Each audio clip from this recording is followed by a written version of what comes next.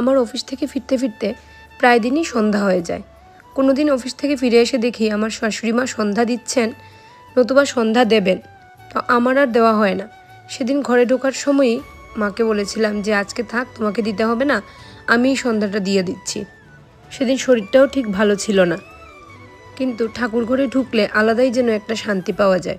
এমনিতে তো পুজো দেওয়ার সময় হয়ে ওঠে না, ওই মাঝে মধ্যে তাড়াতাড়ি বাড়িতে ফিরলে একটু সন্ধ্যা দেওয়া আর কি।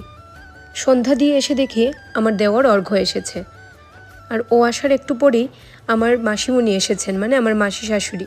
ওদেরকে একটু চা দিয়ে বেশ কিছুক্ষণ আমরা গল্প করলাম। ওরা চলে যাওয়ার পরে আমার মেয়েকে আমার শাশুড়ি মায়ের কাছে রেখে রোজগার অন্য দিনের মতো মেয়ের খাবার বানাতে লেগে পড়লাম।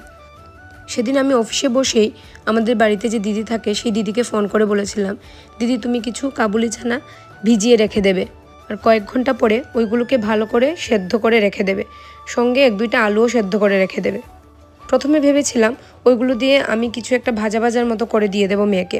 তারপরে মনে হলো যে না, অনেক দিন হলো মেয়েকে কাবুলি ছানা দিয়ে টিক্কি বানিয়ে দিইনি।